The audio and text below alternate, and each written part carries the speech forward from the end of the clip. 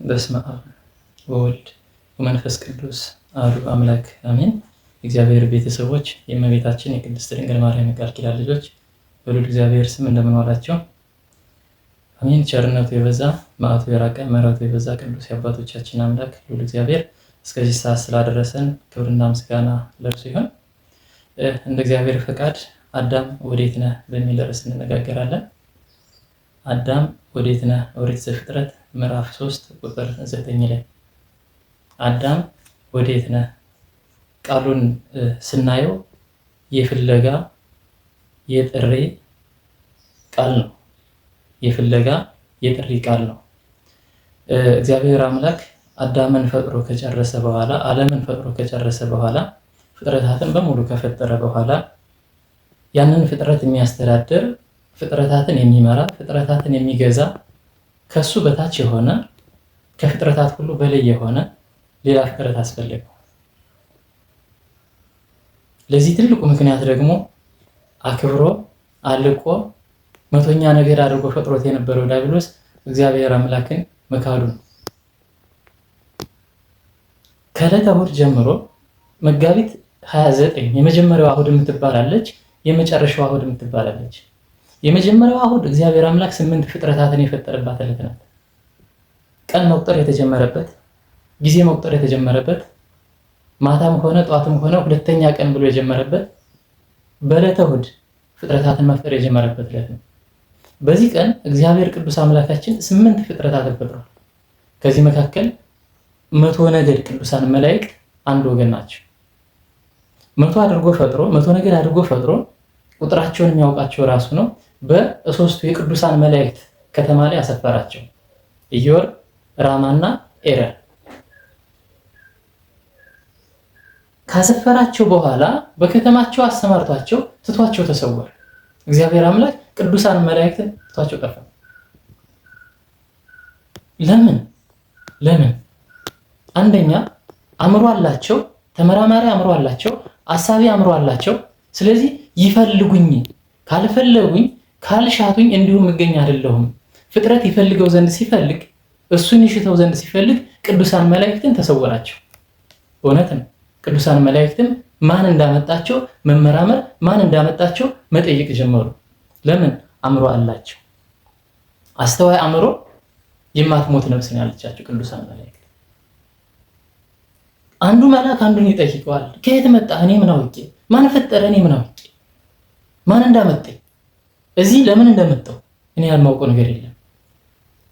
ቀና ሲል ደግሞ ከላይ ያለው መልአክ ይሄን ይጠይቃል።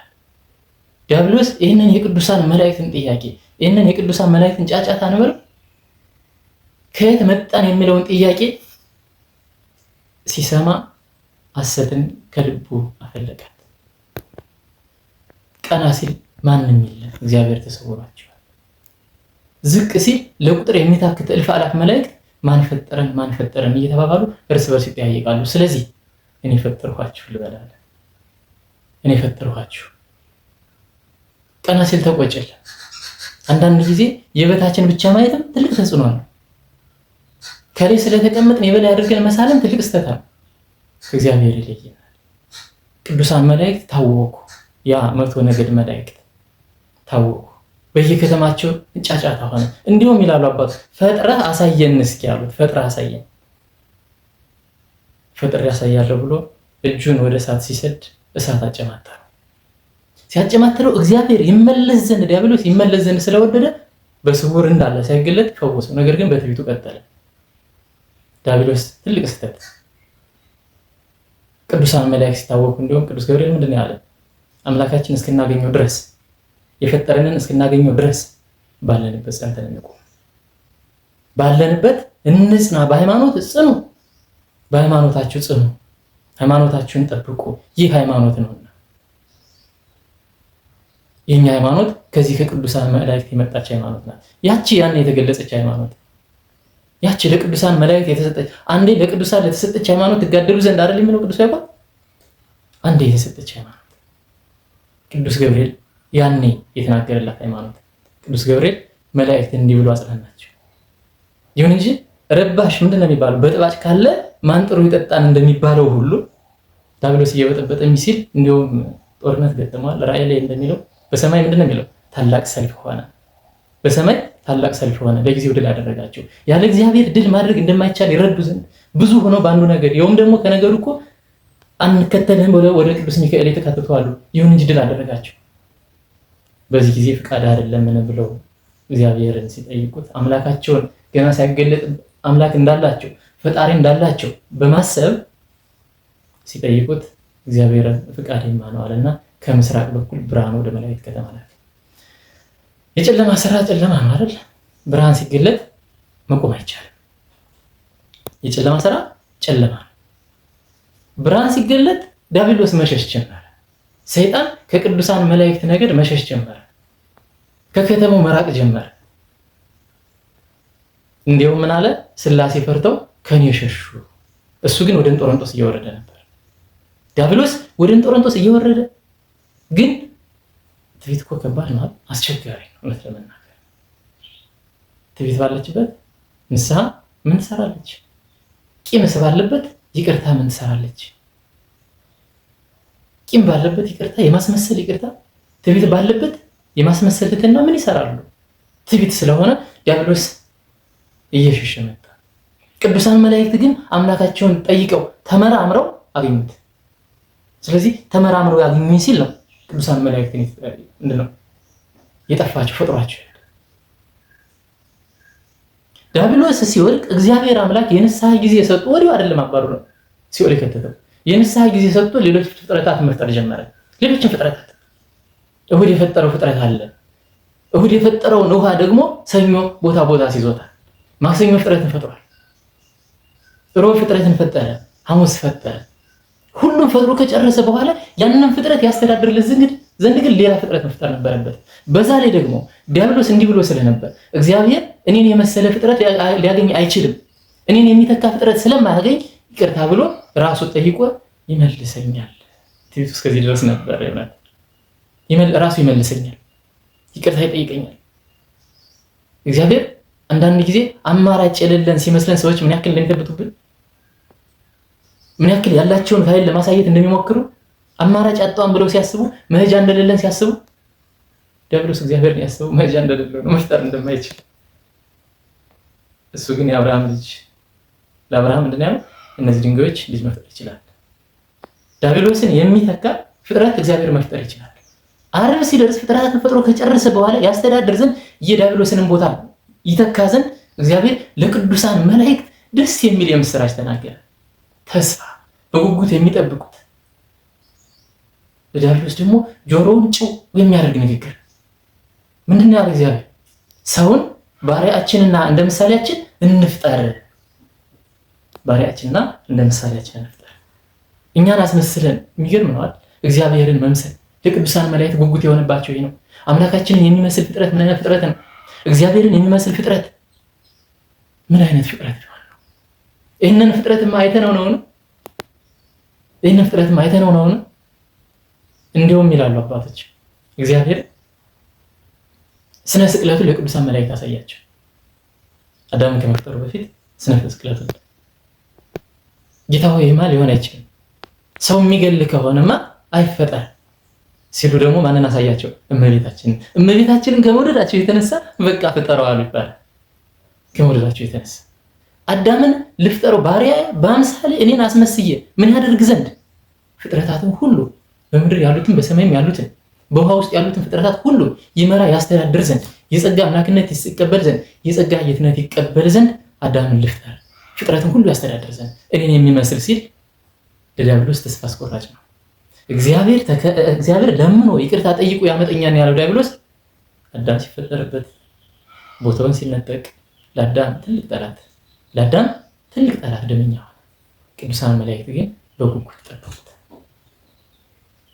ቅዱሳን መላእክት ይህንን ፍጥረት እስኪፈጠር ድረስ ጠበቁት። እግዚአብሔርም በተናገረው መሰረት አዳምን ከጭቃ አንቦልብሎ ከአራቱ ባህርያተ ሥጋ ፈጥሮ እስትንፋስን እፍ ብሎ በ40 ቀኑ በክብር በደስታ በቅዱሳን መላእክት አጃቢነት ወደ ገነት አስገባው።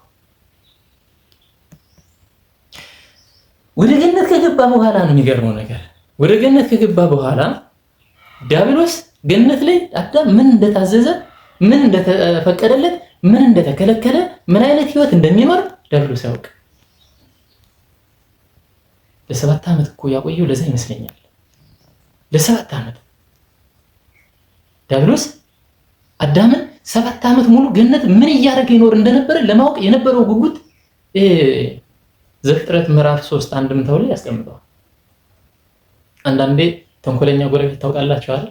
እዛ ቤት ምን እየተደረገ ነው ብሎ በመስኮት ማየት የሚፈልግ ባጥር ዘሎ ባጥር እንዲህ ብሎ አንጋጦ ማየት የሚፈልግ ድርሳነ ሚካኤል ላይ ያለው የባህራን እናት ስትወልድ ቅዱስ ባህራን ሲወለድ ቅዱስ ሚካኤልና ቅዱስ ገብርኤል መጣው ሲያዋልዷት ቤቷ የዛች ደሃ መበለት ቤት የዛች ምስኪን ቤት የሚበላና የሚጠጣ እንኳን የሌላት ምስኪን ቤት በብርሃን ሲሞላ ሳይ ባለጸጋው በመስኮት እያየ ደግሞ ይችጋራ ምንድነው የገጠማት ነገር ነበር? ምቀኝነት፣ ክፋት። ዲያብሎስ ያደርግ የነበረው ያንን ነው። አዳም ተፈጥሮ ወደ ገነት ገባ። ፍጥረታት ወደ አዳም እየሄዱ አርደህ ብላን አልበህ ጠጣን ጌታችን አዳም ሆይ ይሉት ነበር። ምክንያቱም የጸጋ አምላክነት ሰጥቶት ስለነበር የጸጋ ጌትነት የመጨረሻ ልጁ ስለሆነ የመጨረሻ ፍጥረቱ ስለሆነ ይሆን። በእኛም አካባቢ ምንድነው የሚባለው? የመጀመሪያ ልጅ ስራ ይበዛበታል፣ የመጨረሻ ልጅ ምክር ፍቅር ይበዛበታል፣ አልፎ አልፎ ሀብት ደግሞ የመጨረሻውን ተብሎ የመውረስ እድል አለው። በፍርድ ቤት የማዞር እድል በፍርድ ቤት ይዞርለታል። አዳም ያን ሁሉ ፍጥረት እንዲያስተዳድር ጌታ የተደረገ ለዛ ይሆን? የመጨረሻ ፍጥረት ስለሆነ የመጨረሻ ልጁ ስለሆነ ባሪያው ስለፈጠረው አዳምን እንዴት እንደሚወደው ገድለ አዳም ላይ ማንበብ ትችላላችሁ። ይህንን ካደረገ በኋላ ፍጥረታት ሲመጡ ስም እያወጣ ለፍጥረታት በሙሉ ስም ያወጣላቸው ዘንድ ማን ብሎ እንዳወጣላችሁ ያይ ዘንድ እግዚአብሔር ፍጥረታትን ወደ አዳም ላከ። ለሁሉም ፍጥረት ስም አወጣ፣ በዛውም ጸደቀ ይለናል መጽሐፍ ቅዱስ። በዛውም ጸደቀ። ነገር ግን አዳም ያን ሁሉ ፍጥረት ይመራ ዘንድ ሲሰጠው እሱን የሚመስል አርያ የሆነ ምንም ፍጥረት አልተገኘም። ሁሉም አጎንብሶ ይሄዳል። ሁሉም በአራት እግሩ ነው የሚሄደው፣ ወይ ይሳባን ወይ ክንፍ አለው። እንደሱ ቀና ብሎ የሚሄድ ሌላ ፍጥረት የለም። ለምን? ቀና አድርጎ የፈጠረው ትንሣኤ እንዳለው ሲነግረው። ሌሎች እንስሳት ግን ትንሣኤ የላቸውም፣ ከሞቱ በሰበሱ ሞቱ ነው። አዳም ግን ቀና ብሎ ሰማያትን ያይ ዘንድ ቀና ብሎ ወደ አምላኩ ጋር ይነጋገር ዘንድ ቀና አድርጎ ፈጠረው። 2 እግር ያለው ፍጥረት እሱን የሚመስል ፍጥረት አጥቶ ሲሽታት በሚቀጥለው ዓርብ በሳምንቱ አዳምን ከአዳም ጎን ማን ፈጠረለት? ሴት ፈጠረለት። ስሟን የሚያወጣው ማን ብሎ? ሔዋን ብሎ ያወጣላት ራሱ አዳም ሔዋን ብሎ ያወጣላት። የሔዋን ሁሉ ናት። አጥንትሽ ከአጥንቴ ስጋሽ ከስጋዬ ብሎ የሰበከ ራሱ መጀመሪያ ነው። ግን ለምን አዘገያት? አዳም ይሽታት ዘንድ ይፈልጋት ዘንድ በኋላ ሲወድቅ የለም እችንን አመጣ ሰጠኝ ነው እንጂ ወደኩ እኮ ያልወድቅ ነበር ብሎ እግዚአብሔር እንዳይከሰው። በነገራችን ላይ ቆይተን የምናየው እንደው መከላከያ ሲያቀርብ እናገኘዋለን። ይከላከላል ራሱ ያመጣ ሴት ናት። ስለዚህ ሔዋን ተፈጥራ ከመጣችለት በኋላ በገነት በደስታ በተድላ ይኖራሉ። በቅዱሳን መላእክት አጀብ ቅዱሳን መላእክት በልክ አጅበው በንጉስ ልጅ በልዑል ማዕረግ አጅበው ወደ ገነት አስገቡት። ሔዋንንም በልዕልት ማዕረግ ወደ ገነት አስገቧት። ወደ ገነት ሲገቡ እንግዲህ ገነት በህሊናችን የምንስለው ነገር አለ አይደል? ደስ የሚል ቦታ፣ የአትክልት ቦታ፣ እጅግ በጣም በአትክልት የተሞላ ደስ የሚል ሰዎች በአጸደ ነፍስ የሚኖሩበት እንጂ በአጸደ ስጋ የማይገቡበት ቦታ። አዳም እኛ አሁን ገነት ለመግባት አዳም ከመውደቁ በፊት የነበረው ንጽህና ሊኖረን ይገባን ይላሉ አባቶች። እንደርሳለን ወይ? በእግዚአብሔር ቸርነት ሊሆነች በእግዚአብሔር ቸርነት ግን እውነቱ እንደዛ ነው። እዛ ንጽህናው ሲወርድ እኮ ነው ከገነት ይወርዳል። እዛ ንጽህናው ሲወርድ ከዛ ሔዋን እና እሱ በሰላም ሲኖሩ አንድ ቀን ከዕለታት አንድ ቀን አሳማ ከአዳም ደርሳ ትወርዳለች ወደ መኖሪያዋ። ብላን አርደ ብላን አልበጠጣን ሲሉት እግዚአብሔር እነሱን የመረቀበትን ምርቃን እና አዳምን የመረቀበትን ምርቃን እንስሳትን አዳም ደግሞ ይመርቅ። ሄዱ እናንተ ብዙ ተባዙ፣ እኔማ ገነት ምን ጎሎኝ? ከአንዲት ዕፀ በለስ ቢቀር እኮ በየዋህነት ከአንዲት ዕፀ በለስ በቀር እኮ የከለከለኝ አንዳች ነገር የለም፣ ሁሉም ነገር ተፈቅዶልኛል። ስለዚህ እናንተ ምን ብዬ እበላለሁ? እናንተ ምን ብዬ አልባለሁ? ሄዱ ልጆቻችሁን ሁላችሁ አሳድጉ፣ እየባረከ ስም እያወጣ ይልካችሁ። 7ኛው ዓመት ላይ አሳማ ወደ ገነት ደርሳ ትመለሳለች። ለምን ሄደች ሲሉ አባቶች አንድ ስም እንዲሰየምላት፣ አይ እንደ 7 ዓመት ሙሉ ቢሉ ንጉስ ነውና ደጅ ልትጠና ሄደች። ጌታዋ ነውና መሪዋ ነውና የጸጋ አምላኳም ነውና ወደ አዳም ሄዳ ስትመለስ ዲያብሎስ መንገድ ላይ ያገኛል። ከየት እንደምትመጣ እንደውም ይላል ሰይጣን አሳማዋን ፈራት። ስለዚህ የሚያወራት በርቀት ነበር። ሩቅ ሆኖ ምን አላት? ከየት ትመጫለሽ? ከአዳም። አዳም በገነት እንዴት ነው የሚኖረው? እናንተ ምንድን ነው የምትመላለሱ? አልቦ ሊጠጣችሁ ነው? እንግዲህ ይህን የሚለው እንድታናግረው መንገድ እየከፈተላት ነበር። ገነት ያለውን ምስጢር እንድትነግረው፣ ገነት የሚካሄደውን ነገር እንድታስረዳው ምስጢር እያወጣጣ ነበር። እሷ አልገባት። ጌታ የአዳም ምን ጎሎበት? አምላኩ እግዚአብሔር ሁሉን ነገር ፈቅዶለታል። እንዲሁም አልበህ ጠጣን አርደህ ብላን ስንለው ከአንዲት ከጸበለስ በቀር የተከለከሉት ነገር የለም ብሎናል። ጸበለስን ግን ሞትን እንዳትሞት አትብላ ተብያለሁ ብሎናል። ስለዚህ እኛ ተባርከን ስም ወጥቶልን ሂዱ ተብለን እንመጣለን አለችው። አሳማ ሳታስበው ያርቀዋን ምስጢር አባከነች። አሳማ ሳታስበው የጌታዋን ምስጢር ጠባቂነትን እዚህ ጋር ተመልከቱ። የአገር ምስጢር አለ፣ የጓደኛ ምስጢር አለ፣ የግል ምስጢር አለ። ምስጢራችን ያወቁብን የሚመስሉ ሰዎችን አድርገን የምንጠላቸውን አስባችሁታል? ምስጢራችን የሚያውቁትን ኃጢአታችን የሚያውቁትን ሰዎች በእነሱ ባሉበት እኮ ወደ ምሕረት ላይ መቆም ማገልገል ይጨንቀናል። ይሄ እውነት እኮ ነው። እንሳቀቃለን። ማንም ንጹህ ባይሆንም ግን ያወቁብንን ሰዎች በቃ ወይ ባናገኛቸው በብዛትም እኮ መጠፋፋት የሚመጣ እዚህ ጋር ምስጢር እንዳያባክን አስወግደው። ዲያብሎስ አሳማን አውጣቶ የአዳምን ለ7 ዓመት ሲናፍቀው የነበረው ምስጢር ከገነት ውስጥ አገኘ። በዚህ ጊዜ አሳማ ይህን ምስጢር ተናገረች። ምን ተሰምቷት ይሆን? ጌታዋ ሲወድቅ በኋላ ምን ተሰምቷት ይሆን? እውነት ለመናገር እሷ በሰራችው ስህተት፣ እሷ ባመጣችው ስህተት፣ እሷ በወጣችው ምስጢር ከገነት ጎትታ ባመጣችው ስህተት ዲያብሎስ ተደሰተ። ጌታዋ አዳም ወደቀ። በኋላ አለመግባባት ሲችሉ ወደ ምድር ወድቆ ሲያሳድዳት፣ እንስሳት ሲያሳድዱት ምን ተሰምቷቸው ይሆን? አዳም ጌታችን ይሉት የነበሩ ሁሉ የሚያስፈራ ሲሆንበት እንስሳት አሳማ ምን ተሰምቷት ይሆን? በአንዳንድ ሀገር አሁንም አርዶ ይበሏታል። ምን ተሰምቷት ይሆን? ያኔ ባመጣችው መዘዝ፣ ያኔ ባመጣችው ስህተት፣ ራሷ በፈጠረችው መዘዝ የምናመጣቸው ነገሮች ለራሳችን መልሰው ምንድነው የሚባል ጉድጓዱ አርቃት ቆፍረው አንተ ልትገባበት ትችላለህ። ሳታስበው የጌታዋን የአዳምን ምስጢር አባከነች። ሳታስበው ዲያብሎስ በደስታ ምን አለ?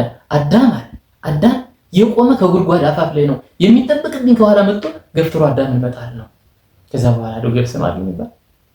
ስለዚህ ሌላ እቅድ ምን ማድረግ አለበት? ገነት ገብቶ ማን ይገፍትርለት? እንስሳት ነው ይፈሩታል። መላእክት ናቸው፣ በእግዚአብሔር አምሳል የተፈጠረ አገልጋዮቹ ናቸው፣ የልዑሉ አጃቢዎች ናቸው እንጂ አያዙትም፣ አንገራግሩትም፣ አያስፈሩትም። በእግዚአብሔር እቅፍ ስለሆነ በእግዚአብሔር እቅፍ ሊናገሩት ስላሉት አይችሉም። ወደ ገነት ገብቶ ማን አዳምን ያስትለት? ያችን ዕፀ በለስ ቆርጦ ማን ያብላለት? አልቻለም። አውጠነጠነ። ከዕለታት አንድ ቀን ግን እባብ ወደ አዳም ትሄዳለች። መጽሐፍ ቅዱስ ምንድን ነው የሚለው? እባብ ከፍጥረት ሁሉ ተንኮለኛ ነበረች። ምን ማለት ነው? አስተዋይ ነበረች ነው። እነተመናከ ቆንጆም ነበረች። 4 እግር ያላት የግመል ግልገል የምታክል 4 እግር ያላት የግመል ግልገል የምታክል ነበረች። አሁን እንደምናያት እንደምትሳበው አይደለም። አውሮፕላን ሲነሳ እግሩን ይውጣው አይደል? ከዛ በኋላ ነው እግሯን ያወጣችው። ወደ ሆዷ ገባ። ምግቧ ማከር የሆነ ሰው ወደ አዳም ስትል ያ ምስጢር የሚያውቅ ሰይጣን ጠበቀና የተሄጃለሽ ጠይቃት። ወደ አዳም ወደ ጌታ እጅ ለእጅ ልነሳ አይቼው ልመለስ ሰላም ልለው። ታዲያ ለምን አትወስጂኝ? እንዴ እኔ ቆንጆ ነኝ፣ በዛ ላይ ደግሞ ጌታ አዳም በጣም ቆንጆ ነው። ምን ብዬ ነው ወደሱ መወስደ? አዎ አንቺ በጣም ቆንጆ ነሽ፣ ግን ደግሞ ከኔ ከማስጠለው ጋር ስትቆኚ ይበልጥ ትደምቂያለሽ አለ። የአንዳንዶቻችን ሀብታምነት በድሆች ነው የሚታወቀው አይደል? የአንዳንዶቻችን ልብስ ንጽህና በሌሎች መቆሸሽ ነው አይደል? የኛን የህይወት ንጽህና ቅድስና እንኳን እኛ ኃጢአተኞች ሆነን እያለን እዛ ጋር የወደቀ በመሰለን ሰው ሆነን እናነጻጽረዋል። አባገሌ እንዲህ እያደረጉ ብለን የነሱን በማጉላት የኛን ኃጢአት እንሸፍነዋለን። እኛ ጻድቅ እንመስላለን። እዛ አይደል የሌሎችን ህይወት እየገመገመን ብዙዎቻችን ለመውደቅ ምክንያት የሆነ እሱ ነው። አባገሌ እንዲህ ካደረጉ ማን ችግር አለው? ስለዚህ የኛ ኃጢአት ሊቆጠር አይችልም። ከላይ ያለው አካል ይሄን ያደረገ በብዙ የተጣላ ነው። ከእግዚአብሔርም ከቤተ ክርስቲያንም ከግለሰቦችም የተጣላ ነው። ሰላም ያጣ ነው። ለዚህ በንጽጽር ሲያነጻጽርላት እባብ በጣም ደስ አለ፣ ተፈለቀለቀች እና ናንድ በዛው ጌታዬን አዳምን አይተው ትመጣለህ፣ ገነትንም ታየዋለህ። እባብ ገነት ይኸው የገነት መንገድ ውጣ ውረድ አለ። ገነት በመላኩ ክንድ 15 ክንድ ከትልልቅ ተራራዎች ከፍ ትላለች ይላል ቀለሜንጦስ። እንግዲህ የመላኩ ክንድ ስንት ነው የሚለው ነው አጠያያቂው ነገር። እሱን ነው በመላኩ ክንድ ግን 15 ክንድ ከፍ ትላለች። ስለዚህ ወደዛ ሲወጡ ወደ ገነት ሲወጡ አቀበቱ ደከመን፣ እንተዛዘል።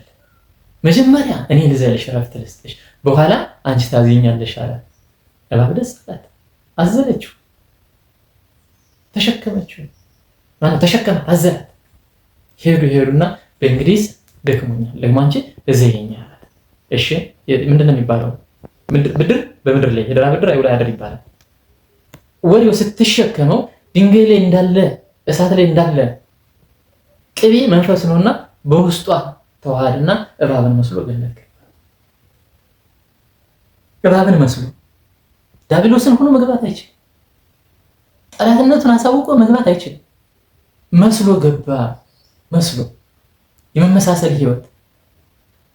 ዲያብሎስ እግዚአብሔርን ጥያቄ ጠይቆታል። መጽሐፈ መቃብያን 3ኛው አንተ ሙተህላቸው፣ አንተ አድነሃቸው፣ በምድር ተንገላተህላቸው፣ ተገርፈ ተሰቅለ መከራህን አይተህ ከአንተ ይልቅ እኔን የሻቱትን ተውልኝ ብሎ ሲጠይቀው እናገኛለን። እግዚአብሔር መልስ ይሰጠዋል። እኔ ሙቼላቸው ተሰቅዬ ዝቅ ብዬ ወርጄ ስጋቸውን ለብሼ ተዋጄ ተሰድጄ ሙቼ ተሰቃይቼ ተነስቼ አድኛቸው፣ ይሄም ሆኖ ከኔ ይልቅ አንተን ከመረጡ ውሰዳቸው አለ። ስለዚህ በቆንጆ ሴት ላይ አድሬ አስታቸዋለሁ፣ በኩላቸው ላይ አድሬ አስታቸዋለሁ። ወንዶች በሴቶች ፀጉር ላይ አድሬ አስታቸዋለሁ፣ በሴቶች ውበት ላይ አድሬ ወንዶችን እጥላቸዋለሁ። ሴቶችንም በሀብት ላይ እንደዚህ አድሬ በግልጽ ያስቀመጠ ጠላት ዲያብሎስ ግን የሚሄድበትን መንገድ አስቀመጠ እንጂ እሱ ራሱ እንደሚመጣ ግን አልነገረንም። ወደ ገነት ሲገባ ምን መስሎ ገባ? እባብን መስሎ ገባ። እባብ በአራት እግሯ ሰይጣንን ተዋህዳ ገባች። ሰይጣን ተዋህዳ ገባች። ወደ አዳም ሄደች። ታሪኩን ታውቁታላችሁ። ወደ አዳም ሄደች። አዳም የሰማይና የምድር ንጉስ እንደምን አለ አለችው። አዳም ተይባ ምን ነክቶሻል አላት። ምንድነው ማውራት የፈለግሽው? እኔ የሰማይና የምድር ንጉስ አይደለሁም፣ የእናንተ ጌታ ግን ነኝ። አምላክ ዘበጸጋ አድርጎኛል። በጸጋ አምላክነትን ሰጥቶኛል። የጸጋ ጌትነትን ሰጥቶኛል። አስተዳዳሪነትን ሰጥቶኛል። መሪነትን ሰጥቶኛል። ነገር ግን የሰማይ አምላክ የሰማይ ንጉስ አይደለሁም። የሰማይ ንጉስማ እግዚአብሔር አምላኪ ነው። ረፊ ያለ ለምን? አዳም ይጸልይ ስለነበረ፣ ይተጋ ስለነበረ አስተዋለ። አዳም ራሱን ተመለከተ። ይህንን ሳስታውስ ኢየሱስ ክርስቶስ ቆሮንቶስ በረሃ ላይ ዲያብሎስን ድል መንሳቱ ትዝ ይለኛል። በሶስት ነገሮች ነው ድል የነሳው። አዳም እንደዚህ ነበር ድል የነሳው። ስለዚህ ዘወር አለና ወደ ሔዋን ሄደ። ሔዋን ዘና ብላ እግሯን ዘርግታ ቁጭ ብላለች። እመቤቲቱ የንጉሱ ልጅ ልዕልቲቱ በገነት ዘና ብላለች። ሔዋን የሰማይና የምድር ንግስት እንደምን አለሽ አለ። መልሷ ምን ነበር? እኔ የምድር እንጂ የሰማይ ንግስት አይደለሁ። ታው እባብ ምን ነክቶሻል ማለት ነበር። ምን አለች? እግዚአብሔር ይመስገን። ዲያብሎስ ደስ አለው። እግዚአብሔር በመመስገኑ ለምሳሌ ደስ ያለው ሐሳቡን ተንኮሎ ሳትረዳበት መቀበሉ ከማይገባት ጋር እሷ እመቤት ስትሆን የፍጥረታት እመቤት ስትሆን እሷ አብራ እንዳዳም የምትገዛው የምታስተዳድረው ፍጥረት ሲሆን እሷ ዝቅ ብላ ከማይመለከታት ጋር ማውራት ጀመረች። የማይሆን ጓደኝነት ከባባ ተመሰረተ። ሚስጥር ማውጣት፣ ትናንት ወዲያ አሳማ ውጭ ላይ የጀመረችውን ምስጢር ሔዋን ገነት ውስጥ ጀመረችው። ዲያብሎስ ጠየቀ፣ እባብ ጠየቀች። ምን አላት? እግዚአብሔር በገነት ካለው ሁሉ አትብሉ ያላችሁ ለምንድን ነው? ግን ጥያቄ ልጠይቃችሁ እስኪ፣ እግዚአብሔር እና አዳምን በገነት ካለው ሁሉ አትብሉ ነው ያላቸው ወይስ እችን ዕፀ በለስ አትብሉ ነው ያላቸው? እስኪ ንገሩኝ፣ መልሱልኝ። ምንድን ነው ያላቸው? ሁሉም ብላ፣ እችን ግን አትብላ፣ እችን አትብላት፣ የሞትን ትሞታለህ። ዲያብሎስ ምን ብሎ ጠየቀ? በገነት ካለው ሁሉ አትብሉ ያላችሁ ለምንድን ነው? ለምን ለይቶ ቢናገር እንዴት አወቅ የሚል ጥያቄ ሊመጣበት ይችል ነበር። እችን ዕፀ በለስ እንዳትበሏት ያላችሁ ለምንድን ነው ቢላል እንዴት አወቅ? እባብ እንዴት አወቅሽ? መከልከል እንትን ነበር። ስለዚህ ሆድ እንዲበሳት አደረጋት አስቀድሞ። በገነት ያለው ሁሉ እንደተከለከለች ይህንን ካልበላችሁማ ገነት መቀመጣችሁ ምንድነው? መቀመጣችሁ ምንድነው ብላ እንድታስብ፣ ይሄ ካልተፈቀደልን ገነት ላይ ያለውን ሁሉ ካልበላንማ ገነት መቀመጣችን በእግዚአብሔር እቅፍ መኖራችን ለምንድነው ብላ እንድታስብ ገፋፋት። ብሶቷን አመጣው። እንዲበሳት አደረጋት። የሚጠቅማት አስመስሎ ክፋቱን አመጣ። ጠቃሚ ነገር አስመስሎ ክፋቱን አመጣ። ሔዋን አንሰላሰለችው። አያይ አለች። አያይ ከገነትማ እኮ አልተከለከልንም። ሁሉም እኮ አይደለም የተከለከልን የሚሉ ሕፃናት አሉ። አይ እንኳን አልተከለከሉም፣ ያኛውን ግን አልተከለከልንም። እኛ ገነት ያለውን አልተከለከልንም። እችን ዕፀ በለስ ግን አትብላት ተብለናል። ነፍጎና አይደለም፣ እውነቱን እኮ ነው። ነፍጎና አይደለም፣ እንዳንሞትበት ነው። እንዳንሞት ነው ያደረገኝ አይደለም። ሞትን አትሞቱ። እንደሱ ግን አምላክ እንዳትሆንበት ፈርቶ ነው። ከክፋት ነው፣ ከምቀኝነት ነው። እግዚአብሔር በተሰባት ከተንኮል ነው ይሄን ያደረገው። በአምላክነቱ እንዳትመጡ በንግስናው እንዳትመጡ ነው እንጂ እችን የበላችሁ ቀን ክፉና ደግን ታውቃላችሁ ነው እንጂ እንደምትሞቱ ስላወቅ አይደለም። ነው እንዴ? እግዚአብሔርም እንዲህ መሸወድ ይፈልጋል። እግዚአብሔርም እንዲህ አይነት ነገር ያደርጋል እንዳለች ሔዋን ወደ ልቧ መጣ። ከዛ ቀን በፊት እኮ አይተውታል አይደል? ቆስቋሽ ነገሮች እኮ ናቸው አይደል? ወዳልሆነ ቦታ የምናያቸው የምንሰማቸው ነገሮች እኮ ናቸው አይደል? የምንሰማቸው ነገሮች ከዛ የምናያቸው ነገሮች እነሱን መሞከር ውስጥ እንገባለን። ህይወታችን የተሞላ ይሄ በማህበራዊ ሚዲያ የምናያቸውን ነገሮች ተግባራዊ ማድረግ እንፈልጋለን። የምንሰማቸውን ነገሮች ተግባራዊ ብናደርጋቸው ደስ ይለናል። ሆድ ይብሰናል። የተከለከልነው ለኛ እንደሆነ እንዳናስብ ያደርገናል። የተከለከልነው ለኛ እንደሆነ እንዳናስብ ውስጣችን እንደዛ ይነግረናል። ሔዋን እንደዛ ነገር ሔዋን እንደዛ ተሰማት። እውነት ለመናገር ሔዋን መልስ ነበራት። አምላክ ስለምን ሆነ ነው? አዎ እስኪ ቅመስና አምላክ ሆነ አሳየኝ፣ ከዛ ካንተ ቀጥሎ አምላክ ሆናለሁ ብላ መመለስ ትችል ነበር። ግን ምን አለች? ምን እናድርግ? አንቺም በይው ባልሽንም አብዩ፣ ስትበሉት ግን በአንድ ላይ ብሉት። እሱ በልቶ አንቺ ከቀደመሽ እሱ ከቀደመሽ አምላክሽ የሚሆን ጌታሽ የሚሆን እሱ ነው። አንቺ ከቀደምሽውም እንደዛ እንዳይሆን እኩል ብሉ። ለምን? እሷ በልታ አዳምን ብላ እስክትለው ጸጋዋ ሲገፈፍ አዳም እንዳይቀር። ስለዚህ በቀኝ እጇ እየጎረሰች በግራ እጇ አዳምን አጎረሰችው። ትልቁ ችግር እዚህ ጋር ነው። አዳም በላ፣ ሔዋን በላች። ትልቁ ጥያቄ አምላክ ሆኖ ነው? ዕፀ በለሷን በሏት፣ ቆረጧት፣ ቀጠፏት። ዕፀ በለሷ በራሷ እኮ አይደለም ክፉ የሆነችው፣ ህግ ነው የተጣሰው። የህግ ጉዳይ እንጂ የዕፀ በለሷ ጉዳይ አይደለም። እዛኛው እኮ ፈቀቅ ብላ አትብሏትም ብሏትም ያልተባለች ደግሞ ዕፀ ሕይወት የምትባል ዛፍ አለች። ዕፀ ሕይወትን እንዳይበሏት ግን የተከለከሉ ከወደቁ በኋላ ሱራፌል አዳም ዕፀ ሕይወትን እንዳይበላት እግዚአብሔር ከለከለው። አዳም አስወጣው። ዕፀ በለሷን እንደጎረሱ እውነትም ክፉና ደጉን አወቁ። ሕፃናት ክፉና ደግን አወቁ ማለት እርቃናቸው ሆነው ምንም አይመስላቸው። አዳምና ሔዋን ከተፈጠሩ ጀምሮ ለ7 ዓመት እንደዛ ነበሩ። አይተፋፈሩ። አሁን ግን መተፋፈር ጀመሩ። ስለዚህ ምን አደረጉ? እዛቸው ዕፀ በለስ ቅጠል ቆረጡና ማገልገል ጀመሩ። እግዚአብሔር ጸጥ አላቸው። እግዚአብሔር አዳምን ለመፈለግ ሲጀምር ጸጥ አላቸው። አዳምና ሔዋን የወደቁ አዳምና ሔዋን ዕፀ በለስን የበሏት ከቀኑ 6 ሰዓት ላይ ነው። ዲያብሎስ በእባብ ተመስሎ 6 ሰዓት ገብቶ ነው ወደ ገጠሪቱ ኢትዮጵያ ወጣ ስትሉ ተው በ6 ሰዓት አትሄድ ይባላል። ከዚህ የመጣ ይመስለኛል። ተለምዶ ክፉ አይደለም። ከዚህ የተወሰደ ይመስለኛል። በቀትር ምን እንደ ቀትር እባብ ያክለፈልፋል ይባላል። ቀትር ላይ ዲያብሎስና የዲያብሎስ ማደሪያዎች ሁሉ አይረጋጉም። አዳም 6 ሰዓት ላይ ሲወድቅ እግዚአብሔር አንተ ያልሆን ሁሉ አጠፋህን ናውጣ ከሆነ ነው አላለውም። ናውጣ ከገነት ምን ትሰራለህ እዚህ ብሎ አላሳቀቀው። ደግ አባት በትዕግስት ዝም አለ። እስከ ስንት ሰዓት? እስከ 9 ሰዓት ድረስ እግዚአብሔር ዝም አለ። ማነው? እስከ ሰርክ ሰዓት ድረስ ይላል። እስከ ሰርክ እስከ 11 ሰዓት ከ6 ሰዓት እስከ 11 ሰዓት ድረስ አዳም ይመለሳል ብሎ ከማስደነግጠው እንደው ሲጸጸታል ራሱ ይመጣል ብሎ እግዚአብሔር ሳይናገረው አዳም ግን መደበቅ ጀመረ። ማን ነግሮት? ማንም አልነገረው። ህሊና የመጀመሪያው ፈራጅ እኮ እሱ ነው። የመጀመሪያው ፈራጅ፣ የመጀመሪያው የሚያሰቃየን እኮ እሱ ነው። ንስሐ እንገባ ዘንድ የሚወቅሰን፣ በህዝብ መካከል ብንኮን ሰላም የማናገኘው፣ ሰው ገሎ ፖሊስ ባየ ቁጥር የሚበረግግ እኮ ፖሊሱ ስላየው አይደል? ሰምቶ የሆነን የህግ አካል መጣ ህሊናው ነው እንደዛ የሚያስሮጠው። ሌባ ያለባራሪ ይሮጣል ነው የሚባለው።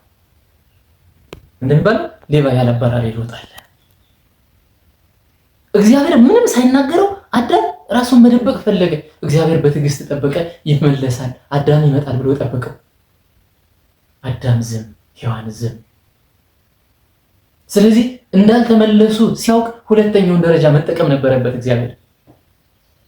ዝም ብሎ ከጠበቃቸው በኋላ ሁለተኛውን ደረጃ ተጠቀመ። ምን አለ? ወደ ገነት መጣ። ፍጹም ታጋሽ ስለሆነ ከጠበቃቸው በኋላ በራሳቸው ይመለሳሉ ብሎ ከጠበቃቸው በኋላ እንዳልተመለሱ የአዳምን ልቦና መረመረና በዛው እንደሚቀሩ ሲረዳ በሁለተኛው ደረጃ እግዚአብሔር በገነት መመላለስ ጀመረ። የእግር ኮቴ እግዚአብሔር ከሰባቱ ሰማያት ወርዶ ገነት ላይ ብቻ ቁጭ ብሎ ወይም ደግሞ ገነት ላይ ብቻ የሚንቀሳቀስ ነው አይደለም። እግዚአብሔር በሁሉም ቦታ ያለ ነው። ነገር ግን ቅዱሳን አባቶች እንዳሉት ሃይማኖት አበው እንደሚለው እግዚአብሔር እኛ ያለው አካል አለ እንዳለው አለ። ስለዚህ በሰው ኮቴ ይንቀሳቀስ ጀመረ እግዚአብሔር። ለአዳም ግን አልታየውም። ድምፅ አላሰማውም። የንግግር ድምፅ አዳም ይበልጥ ፈራ። ኮቴ፣ እንቅስቃሴ፣ እርምጃ አዳም ሰማ፣ ግን ፈራ፣ ይበልጥ ተደበቀ። ግን ለምንድን ነው በኮቴ የመጣ ነው? በኮቴ የመጣ ለምንድን ነው? እንዳይደነግጡ ቀጥታ እንደመጣ አዳም ለምንድን ነው ይሄን ያደረገው ቢለው ኖሮ አዳም የሌለ ቀልቡ ይገፈፍ ነበር፣ ይደነግጥ ነበር፣ ይሳቅቅ ነበር፣ ራሱን መከላከል ውስጥ ይገባ ነበር። ስለዚህ እያረጋጋ እግዚአብሔር ፍለገውን ቀጠለ። በመጀመሪያ በዝምታ ጠበቀው፣ በዝምታ ፈለገው፣ እንዲመለስ እድሉን ሰጠው። አዳም ሳይመለስ ሲቀር ደግሞ በእርምጃ መጣ። መሄድ ስላልቻለ እሱ ወደኛ መጣ። ይሆናል መሄድ ስላልቻለ አዳም ኮቴውን ሰማ። አዳም ይበልጥ ተደበቀ። እውነት እግዚአብሔር ስላላየው ነው። እግዚአብሔር አይቶኛል ብሎ ካሰበ ወደ እግዚአብሔር መመለስ ሲገባው እሱ ግን እየሸሸ እግዚአብሔር በኮቴ ይከተላል። ለምን? አንድም ደግሞ ስጋዊን እየነገረው ነበር። እወርድልሃለሁ፣ በአንተ አረማመድ እራመዳለሁ፣ ያንተን ስጋ እለብሳለሁ፣ አንተ በምትረግጣት ምድር ሁሉ ረግጣለሁ፣ አንተ በምድር የምታያትን መከራ ሁሉ እንዲህ ያለው እመጣለሁ ወደ ምድር ብሎ ተስፋ እየሰጠው ነበር። እነሆ አዳም ክፉና ደግን ባወቀ ጊዜ ከኛ እንዳንዱ ሆነ የሚለው ምስጢራዊ ንግግር እዚያ ይመጣል። ስለዚህ በኮቴ የፈለገው አዳም ተመለሰ። አዳም ተመለሰ። ስለዚህ እሱ ወደ እነሱ እንደመጣ ሲነግረው እናደርግ። ሶስተኛውን ስቴፕ ደግሞ መጠቀም ግድ ሆነበት። በሁለተኛው አልሆነ። በመጀመሪያው አዳም ተመለሰ። ኮቴውንም ሲመጣ ከመጣ አይቀር ብሎ እግሩ ስራ አልተደፋም፣ ይቅርታ አላለም። ይበልጥ ወደ ጫካው መግባት ጀመረ። ወደ ገነት ደጆች፣ ወደ ጸበለሷ መደበቅ ጀመረ። እግዚአብሔር ጋር ሌባና ፖሊስ መጫወት ጀመረ። በገነት ውስጥ ቅዱሳን በሚኖርባት፣ የረከሰ ስጋ በማይኖርባት በገነት ውስጥ። ስለዚህ እግዚአብሔር በሶስተኛውን ደረጃ መጠቀም ነበረበት። ምን አለው? አዳም ወዴት ነህ? ርዕስ አድርገን ያተነሳንበት የለም። በቃል መነጋገር መፍትሄ ሆኖ ተገኘ። በቃል መነጋገር አሁን ማውራት ነው። እኔ እዚህ ጋር የእግዚአብሔርን ቸርነት ይታየኛል። እውነት ለመናገር የእግዚአብሔር ደግነቱ እስኪ አስቡት። የተኮራረታችሁትን ሰው፣ የተጋጫችሁትን ሰው እንዴት ነው የምታናገሩት? ስሙን ትጠሩታላችሁ? ስሙን ትጠሩታላችሁ? ለመነጋገር ራሱ የሆነ ሰው እንኳን መጥቶ ስለዛ ሰው ቢጠይቃችሁ ወይ አላየሁትም ነው የምትሉ ስሙን መጥራት አትፈልጉም፣ ማውራት አትፈልጉም። ስምን ጠርቶ እኮ የተጣሉትን ሰው ማውራት ትልቅ ትህትና፣ ትልቅ የፍቅር ሰው መሆን ነው። የፍቅር ሰው መሆን እግዚአብሔር ከቸርነቱ የተነሳ በድሎት እያለ አኮርፎት እያለ አስቀይሞት እያለ እግዚአብሔር አዳም ፈርቶ እየሸሸ እያለ መጣና አዳም ብሎ አዳም ተኮራርፎ መነጋገር አይደለም። በስም ተጠራርቶ ማውራት መነጋገር ከባድ ነው። ትዳር ላይ አንድ ቤት ውስጥ ተኮራርፎ መቀመጥ በጣም አስቀያሚ ነው። ምንድነው የሚባለው? ባልና ሚስቶች ተኮራረፉና ተዘጋጉ። ከመዘጋጋታቸው የተነሳ ቤት አያበስሉም። እሱም በልቶ ይመጣል፣ እሷም በዛው በልታ ትመጣለች። ወደ 2 ሳምንት አካባቢ ቆይ ቤቱ አይጸዳምና ረጅም ጊዜ ከመሆኑ የተነሳ ጠረጴዛው በምን ተሞላ? በአቧራ ተሞላ። አይወለውሉትም፣ አያጸዱትም። ስለዚህ ባል ይሄ ነገር መሰበር አለበት ብሎ አሰበ። ግን እንዴት ያናግራል? እንዴት ወሬውን ይጀምራል? ማውራት ይፈልጋል፣ ግን ጥቃት ይመስለዋል፣ ሽንፈት ይመስለዋል። ስለዚህ ምን አለ? ጠረጴዛው ላይ ባቧራው ሌሊት 9 ሰዓት ላይ ስለምነሳ ቀስቅሽኝ ብሏት ተኛ። አሁን ይሄ ስትቀሰቅሰው ወሬ ለመጀመር ነው አይደል? እሷ የባሰች ልከኛ ሆነችና ምን አለችው? ጠረጴዛው ዘጎን ላይ 9 ሰዓት ሆኗል፣ ተነስ። አያችሁ፣ እግዚአብሔር ግን ከቸርነቱ የተነሳ አዳም ብሎ ፍለጋ መጣ። ወዴት ነህ? ካስቀመጥኩ ቦታ የለህም። በንጉስ ልጅ ማዕረግ፣ በልዑል ማዕረግ፣ በንጉስ ጭፍሮች፣ በቅዱሳን መላእክት አጅቤ ወደ ገነት አስገብቼ ነበር። የብርሃን ልብስ አልብሼ አጎናጽፌ ነበር ያስገባሁ። ጸጋዬን ሰጥቼ ነበር፣ የብርሃን ልብስ አልብሼ ነበር። የእንስሳት ሁሉ ጌታ አድርጌ ነበር፣ አምላክ ዘበጸጋ አድርጌ ነበር።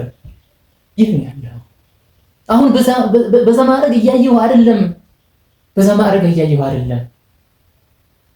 አታድርግ ያልኩህን አደረክን ሲል አለማወቅ አይደለም፣ ማድረጉን መልሶ እንዲነግረው ነው።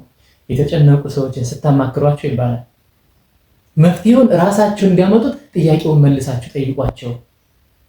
ችግሩን ሲነግሯችሁ ታዲያ መፍትሄው ምን ይመስላል ብላችሁ ጠይቁት ይላሉ አማካሪዎች። አዳም ራሱን እንዲመለከት እድሉን ከፈተለት።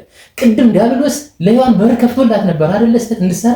አሁን ደግሞ አዳም ለእግዚአብሔር በር ከፈተለት፣ እንዲናገር እድሉን ሰጠው፣ እንዲያወራ።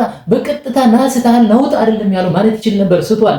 አዎ፣ ነገር ግን መጀመሪያ ስህተቱን ማመን ነበረበት። መጀመሪያ የወደቀ መሆኑን ማስታወስ ነበረበት። መጀመሪያ ክብሩን እንዲያንሰላስል ማድረግ ነበረበት። እግዚአብሔርን ያክል ጌታ፣ ገነትን ያክል ቦታ እንዳጣ ማሰብ እንዲችላል ማድረግ ነበረበት። ይህንን ደግሞ አደረገው።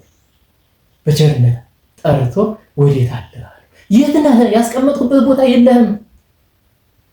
አሁን ተጣልተናል።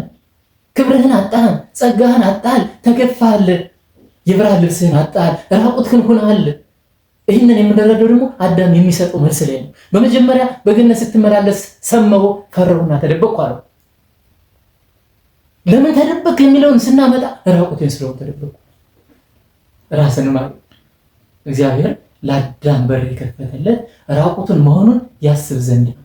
ጠፍቶት አይደለም፣ የአዳም ወደ ጠፍቶት አይደለም። እሱማ ሁሉን ያውቃል እኮ። ከሱ የሚደበቅ ነገር የለም እኮ። ከሱ የሚሸሸግ ነገር የለም እኮ። ከየት እንሄዳለን? በምን እንሸፈናለን? ከሰዎች እንሸፈን ይሆናል፣ በጨለማ እንጋረድ ይሆናል። እግዚአብሔር ግን አልቻለም። ብንችል ምን ያክል እንደምናጠፋ አስባችሁታል? ብንችል ኖሮ እግዚአብሔርን መሸወድ ማታለል የምንችል ቢሆን ኖሮ ታዲያ ለምን አለ ካልን አዳም ወደ ራሱ ተመልሶ ለራሱ ወቀሰውን ያመጣ ዘንድ ራቁቴን ስለሆን ፈረው። ራቁትህን መሆንህን ማን ነገረህ አለው። ማን ነገረህ? ራቁትህን መሆን አይደለም የጠፈኝ፣ ራቁትህን መሆንህን እንድታምን ፈልጌ ነው። ራቁትህን መሆንህን እንድትረዳ ፈልጌ ነው። መበደልህን፣ ዕፀ በለስን መብላትህን እንዳውቅ ፈልጌ ነው። ከጸጋ መራቆትህን እንድትረዳ ፈልጌ ነው። ግን ማን ነገረህ? ማን ነገረህ? መልስ አልጠበቅም። ማን ነገረህ? እግዚአብሔር በሶስተኛ ደረጃ አዳምን በዚህ መንገድ በማሳሰብ ነበር የፈለገው። እንዳልተጣላቸው ሲገልጽላቸው ወደ እነሱ መጣ። እንደሚያድናቸው ተስፋ እንዳይቆርጡ ሲነግራቸው ወደ እነሱ መጣ። ገና በገነት ምን አላዳም ያቺ ስትመጣ ሔዋን ምንድን ነበር ያለ? ከ7 ዓመት በፊት አጥንትሽ ከአጥንቴ ስጋሽ ከስጋዬ አዳም የሰበከው ይሄው ዛሬ ታየ። ቤተክርስቲያን ስታጋባ የምትዘምረው ነው። የዛሬ 7 ዓመት አጥንትሽ ከአጥንቴ ያላት ሔዋን የሔዋን እናት ትባለችስ ብሎ ደስ የተሰኘባት ሔዋንን ዛሬ ለእግዚአብሔር መልስ ሲሰጥ እግዚአብሔር ጋር በዳኛው ፊት ሲከራከር የወንጀል ማቅረቢያ ሲያቀርብ ሲጠየቅ ምን አለ? ያቺ ታንተ ጋር ትኖር ብለህ ያመጣት ታግዝ ብለህ ያመጣት ሴት አስተኝ ዕፀ በለስን በላሁ። የወንጀል ማቅለያ አለ አይደል? ፍርድ ቤት አዳም የተጠየቀ እሱ ነበር። ፍርድ ቤት ላይ የቀረቡ ሰዎች ተከራክረው ወደ ፍርድ ሲሄድ ተከሳሽ ይጠይቃል ወይ በጠበቃው አማካኝነት ራሱ የሚከራከርም ከሆነ ራሱ እነዚህ ነገሮች እንዳከናወንካቸው ተመስክሮብሃል። ስለዚህ አሁን ወንጀል ማቅለያ የምትለው አለ ወይ ተብሎ ሲጠየቅ ክቡር ፍርድ ቤት የቤተሰብ አስተዳዳሪ ቤተሰቦች በዚህ መንገድ በእኔ ነው የሚተዳደሩት፣ ከአሁን በፊት ወንጀል የለብኝም እንደዚህ ብሎ የወንጀል ማቅለያ ያቀርብና ዳኛው እሱ እንዲያይለት ያደርጋል። አዳም እንዲያይለት ነገር ያቀርባል። የወንጀል ማቅለያ ምን ብሎ ሔዋንን ተወቃሽ አድርጎ ሔዋንን ብቻ አይደለም። በነገራችን ላይ ያመጣት ሴት የሚለውን ቃል ስንመለከት ባታመጣት ኖሮ አልወድቅ ነበር ማለት ግን እኮ መጀመሪያ ላይ ሲጀምር እንደነገርኳችሁ መጀመሪያ ላይ ፍጥረታት ተፈጥረው ሔዋን ያልተፈጠረችለት እንዲናፍቃት ለማድረግ ነው አይደል? እንዲናፍቃት ለማድረግ ነበር። ናፍቃት መጣችለት። ስታስተው ግን ኃላፊነቱን ወደ እሷ ነው ወደ እግዚአብሔር ማረው አይደለም። ቅጣቱን ተቀበለ። እርግማኑን ቀጠለ። ሔዋን ተጠየቀች። ሔዋን እባብ እንዳሳተቻት ተናገረች። እርግማኑ ከእባብ ጀመረ። እባብ ይህንን ለምን አደረግሽ? ለምንድን ነው ይህንን ስህተት የሰራሽው? ልጄን ከቅፍ የቅማሽ ለምንድን ነው? በብርሃን ያኖርኩትን ልጄን ለምን ጨለማ ውስጥ ጣልሽው? ለምን የሰይጣን የጠላቱ መጠቀሚያ ሆንሽ? ለምንድን ነው ይህንን ስህተት የሰራሽው? ምክንያት ውድቀት ይሆንሽ ለምንድን ነው?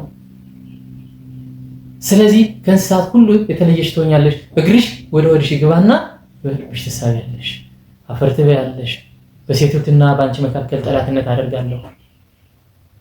የሴቲቱ ዘሮች አንቺን እና ልጆችሽን አናታናትሽን ይቀጠቅጣሉ፣ አንቺም ስኮናችሁን ትቀጠቅጣለሽ አለ። የእባብና የሰው ልጅ ጥል እንደቀጠለ ውስጠ ወይራ ንግግር ቢሆንም ምስጢራዊ ንግግር ሆኖ ኢየሱስ ክርስቶስ ድረስ የሚመጣ ቢሆንም ንግስቲቱን ያሳደዳት ዘንዶ ቢሆንም እመቤታችንን ይወጣት ሆኖ ምንድነው ውሃ ተፋ ነው አይደል? ግን ምድር አገዘቻት ነው አይደል የተባለ ቢሆንም በዚህኛው ወሪል በእኛው ዓለም የምናየው እባብ በምንም ታመር ወገቡን ተመክቶ አይሞት ምቆርጡት ራሱ ይፈሰፈሳል። ይህ ቃል ኪዳን ስላለ አዳም እግዚአብሔር እርግማኑን ቀጠለ። በሱ ምክንያት በአዳም ምክንያት በሔዋን ምክንያት በእባብ ምክንያት ምድር ሁሉ ተረገመች። አሜኬላ ታብቅልብህ ሔዋን ተረገመች። በምጥ በጣር በስቃይ እንድትወልድ ለባሏ እንድትገዛ የሚል ከእግዚአብሔር ቃል ኪዳን መጣ። አዳምም በአንተ ምክንያት አሜኬላ የሚዋጋው ሾህ ብቻ አይደለም። አሜኬላ ሰውነትህ በኃጢአት ፍላጎት ይንደድ ፈልጋታልና በኃጢአት ፍላጎት ይንደድ። ለዛ እኮ ነው በኃጢአት ፍላጎታችን ኦቨር ወጥቶ እግዚአብሔር የተለየ ነው። ስጋዊ ፍላጎታችን የበዛ እኮ ከዛ እኮ ነው። አዳም ተረገመ፣ ወደ ምድር ወረደ፣ ሕይወትን ቀጠለ። ነገር ግን አዳምን እግዚአብሔር አላገኘው። እግዚአብሔር ማግኘት በሚፈልግበት መንገድ አላገኘም። አው ገነት ላይ ተገናኝተው አውርቷል፣ ግን የሚፈልገው በሱ አይደለም። ስለዚህ ሌላ ደረጃ መምጣት ነበረበት። አዳም ይገኝ ዘንድ፣ አዳም ተፈልጎ ይመለስ ዘንድ፣ አዳም ይነሳ ዘንድ እግዚአብሔር ሌላ የመፈለጊያ መንገድ መጠቀም ነበረበት። አራተኛ እግዚአብሔር ሰው ሆኖ መጣ።